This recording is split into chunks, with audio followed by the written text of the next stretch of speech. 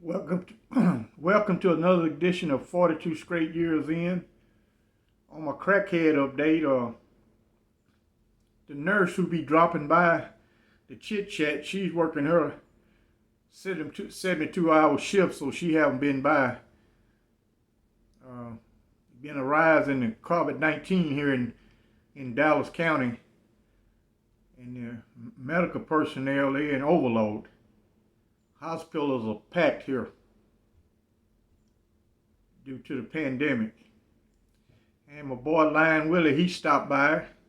Matter of fact, he woke me up. I was sleeping harder than a newborn baby. And he was with his new 19-year-old girlfriend. Yeah, Lion Willie don't do too bad. He retired from the city of Dallas. He worked for the city of Dallas for 35 years, and he retired. He owned a townhouse. It's paid for. So he get his retirement. He get his Social Security. He's not hurting for money. He ain't living the best, but he not wanting for anything. And it's been cold here in Dallas finally. I just looked outside and the sun just popped out. So I ain't been out and about, so I don't know what's happening at the 7-Eleven, but later I got to stop by one and get some gas.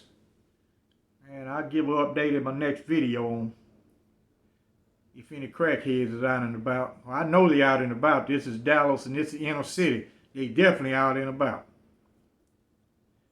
Okay, y'all know what it is. Get your shanks out and let's ride. You know, where did all those yesterdays go? That's the most powerful, nostalgic line I've ever heard. Man, I was outside. I was just listening at some kids. Man, they were playing and having a good time.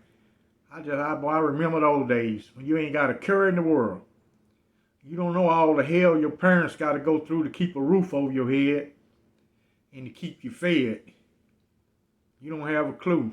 I was talking to one little kid. He said, "Man, I'll be glad when I get grown, man." I told him, "No, you don't. Man, you better stay a kid long as possible. Your problem just started." I said, "You see that house you live in? You're going to have to pay for it, dude. See the food you eat? You're going to have to buy it. Ain't nothing free in this world. Nothing free.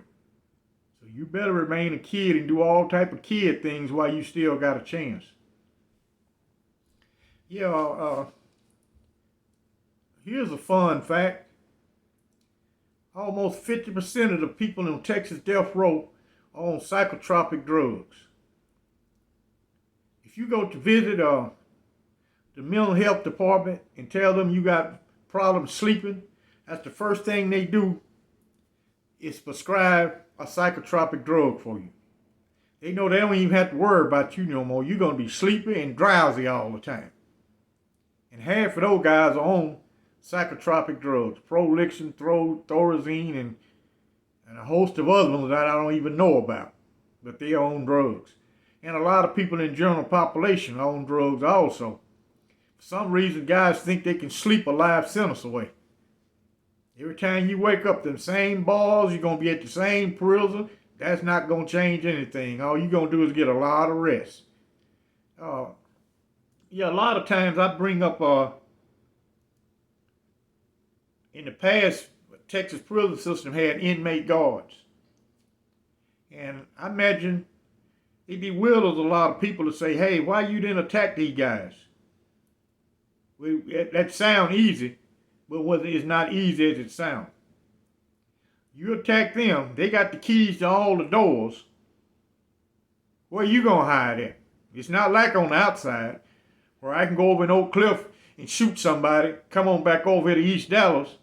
I ain't never got to go to Oak Cliff for anything. Everything I need, really, I can get here in East Dallas. I ain't got to go to Oak Cliff for nothing. Never go back in that neighborhood at all. Prison don't work that way. Where you going to go to solitary confinement? They got the keys to the door. Come in solitary confinement. There's no hiding from it. But they did get attacked.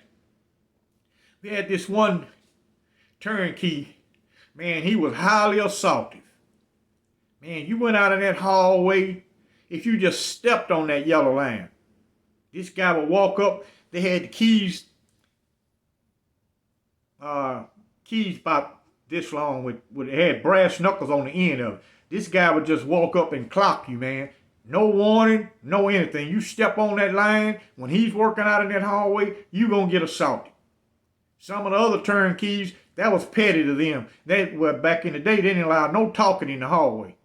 It was zero talking. You couldn't wave, speak, do none of that. You had to go where you was going, mind your own business, keep your eyes in the front of you, go on down the hallway to chow, come back out of chow, go back to your living quarters.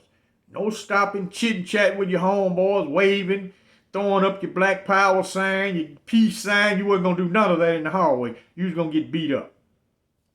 But this one particular turnkey, man, this guy here, man, he assaulted a lot of people. He lived just to jump people. He loved to show out in front of Wildcat to show him, hey, I'm one of the most violent turnkeys you got. I had a guy on the cell block with me. He knew this guy out on the outside. Knew where his family lived, knew everything. I just overheard him talking one day. He said, man, he had 8-year sentence. He said, man, when I go home, I'm going to go by there and kill that fool's family, man. He said, he even had jumped him. And he knowed him on the outside. He jumped him. He got carried away with his inmate guard position.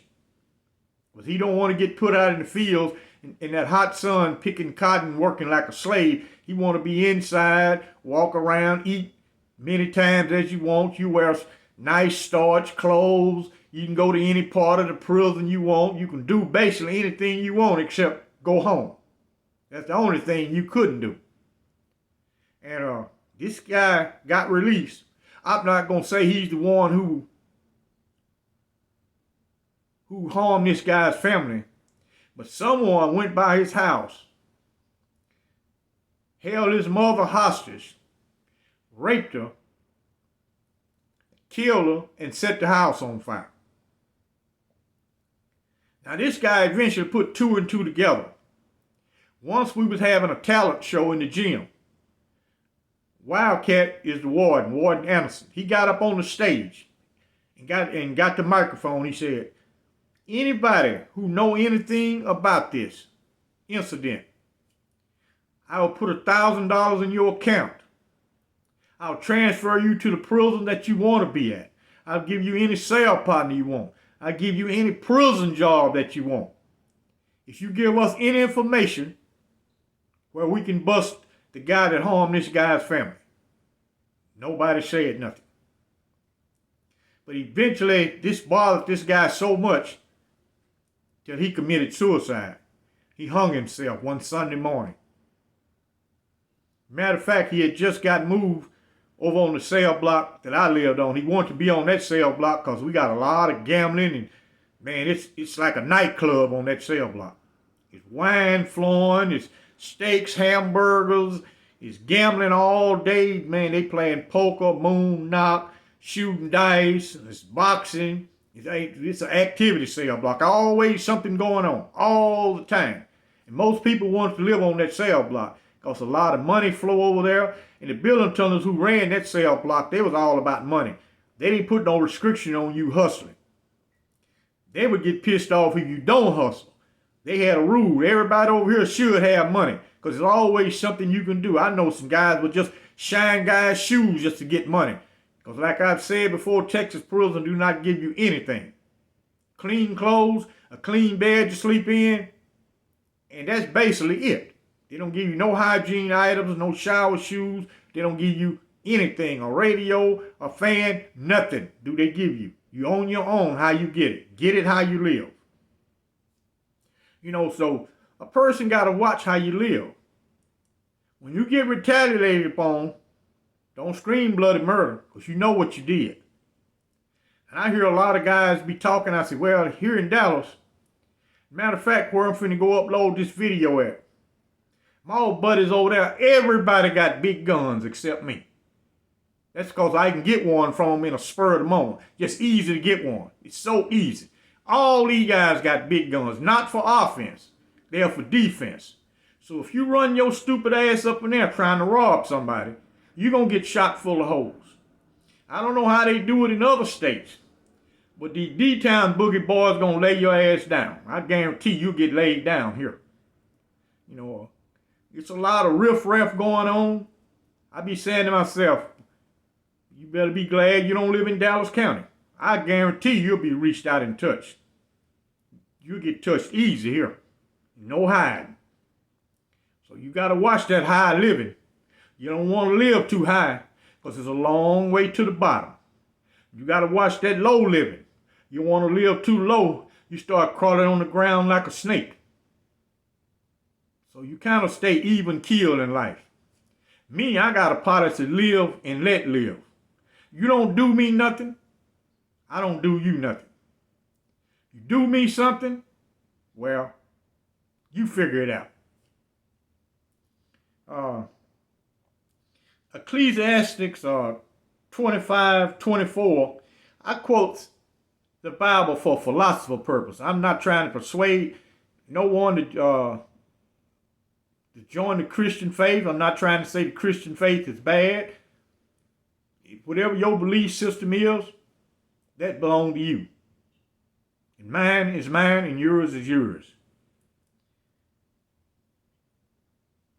Of the woman came the beginning of sin, and through her, all of us die. Ponder on that for a little while. This video gonna be short because I've been busy. I've been doing a lot of things. I had to wash. I got a lot of things to do. And I got to go to Oak Cliff to get this uploaded. Well, I ain't really got to go to Oak Cliff. I just want to go over there and holler at my old buddies. I ain't been in a couple of days. And I ain't been out the house. So it's just a nice little drive for me. But keep your shanks ready. The weather's changed. These fools gonna start coming out of the woodworks. They hiding right now because it got been a little bit cold up here in the Metroplex. But the weather gonna warm up just a little bit, so they'll be back out in full force. The rain has disappeared, and all the people in the path of the last Hurricane Zeta. I hope all y'all are safe, man, and your families are safe. Y'all like and subscribe. Keep your shanks ready, and have a good day.